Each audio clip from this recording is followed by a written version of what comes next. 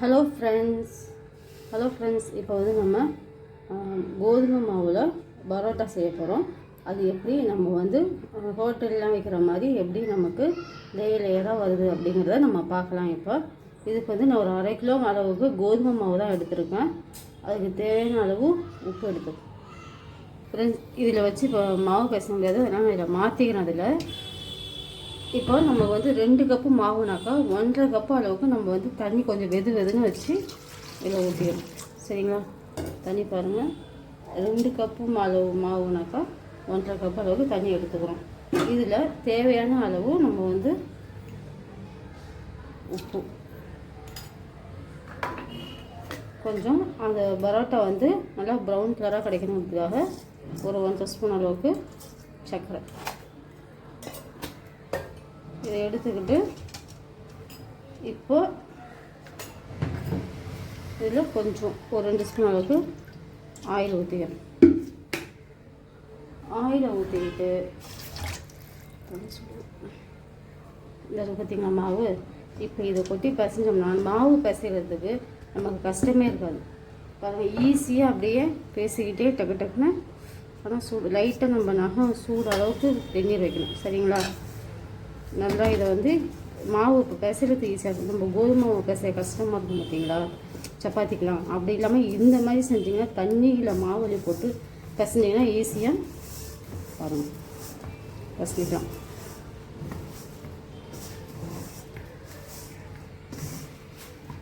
நான் ஊற்றின அளவுக்கும் தண்ணியும் கரெக்டாக வந்துச்சு பாருங்கள். பத்துலன்னா நீங்கள் வந்து லைட்டாக தண்ணி தெளிச்சுக்கோங்க.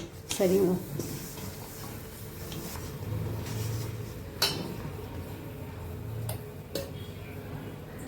ஒரு யூடியூப் சேனல்ல இப்படி நான் தண்ணி ஊற்றுறேன் பார்த்தீங்களா, அப்போ லைட்டாக பத்தில் தெளித்து நம்ம பிசைஞ்சிக்கிட்டோம். இப்போ கொஞ்சமாக நம்ம கையில் மட்டும் ஆயிலை ஊற்றிக்கிறோம். கொஞ்சம் தான் ஊற்றிக்கிறோம். சரிங்களா? ஊற்றி நல்லா மாவு பிசைஞ்சு வச்சு இதில் நம்ம இதை மாதிரி பிசைஞ்சிங்கனாக்கா இந்த கையில் ஒட்டாது. ஈஸியாக நம்ம வந்து கை வலிக்க பிசைஞ்சு அவசியம் கிடையாது. இப்போ வந்து மாவு ரெடி ஆகிடுச்சு. இதை நம்ம மூடி வச்சுட்டு பார்க்கலாம். இப்போ வந்து அந்த மாவு வந்து இதை மாதிரி சின்ன சின்னதாக உருண்டை பிடிச்சி வச்சுருக்கேன் ஃப்ரெண்ட்ஸ். இப்போ நம்ம எப்படி தேய்க்கலாங்கிறத பார்க்கலாம். இப்போ வந்து இது மாதிரி நல்லா எவ்வளோ நம்ம மெல்லிசாக தேய்க்க முடியுமோ அவ்வளோக்கு தேய்ச்சிக்கலாம்.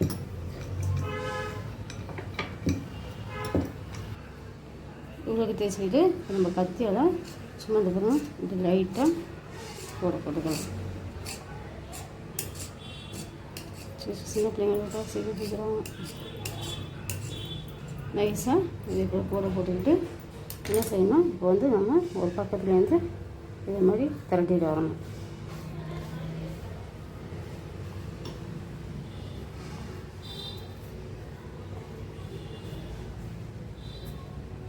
ஓகேங்களா? திரட்டிட்டு இப்போ நம்ம வந்து லைட்டாக கொஞ்சம் பிடிச்சி எடுத்துக்கலாம். எடுத்துக்கிட்டு இந்த பண்ண ஃப்ரெண்ட்ஸ் வந்து நம்ம இதே மாதிரி சுற்றிக்கலாம். ஓகேவா?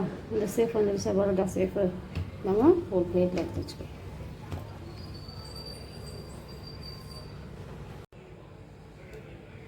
இப்போ நான் வந்து இந்த பரோட்டாலாம் தேய்ச்சி சுற்றி வச்சுருக்கேன். இப்போ வந்து ஒரு 5 மினிட்ஸ் கழித்து நம்ம வந்து ஒரு கடாயில் போட்டு எடுக்கலாம்.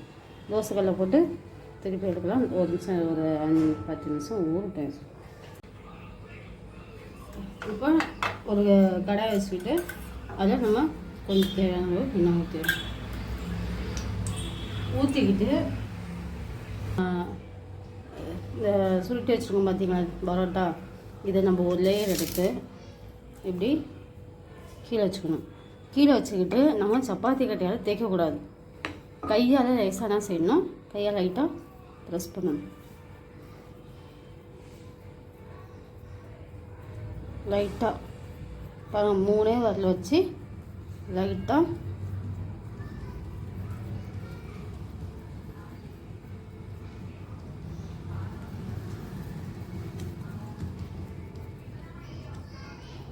தேய்ச்சாச்சா?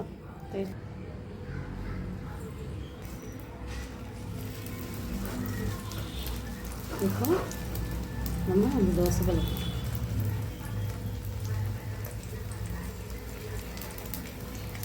இது வந்து பன் பரோட்டா மாதிரி வரும், நல்லா புஸ் புஸ்ஸு. ப்ளஸ் கேமரா ஆஃப் பண்ணிட்டு தெரியல, ப்ளஸ் நான் திரும்பி போட்டேன். இப்போ நல்லா இதை வந்து நல்லா அமுக்கி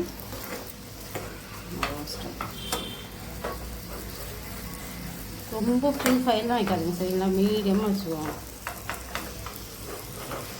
மீடியமாக வச்சு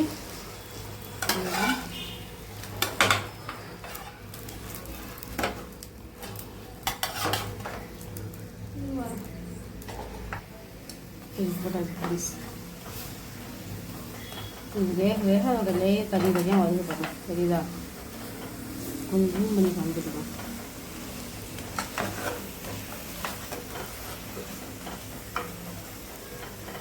தெரியுதா?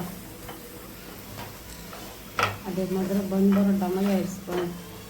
ஆனால் இது கோதுமை, நான் வந்து மைதா மாவுலாம் எதுவுமே நான் சேர்க்கல ஃப்ரெண்ட்ஸ், வேணாம் வெறும் கோதுமை மாவு தான் இது, சரிங்களா? இப்போ இது வந்து ரெடி ஆகிடுச்சு. நம்மளுக்கு அடுத்து நம்ம வேகமான் போட்டு பார்க்கலாம். ஓகே ஃப்ரெண்ட்ஸ், இப்போ வந்து பரோட்டா வந்து நமக்கு ரெடி ஆகிடுச்சு. இங்கே பாருங்கள் நல்லா லேயராக வந்துடுச்சு, சரிங்களா? நீங்களும் ட்ரை பண்ணி பாருங்கள் ஃப்ரெண்ட்ஸ். தேங்க்யூ.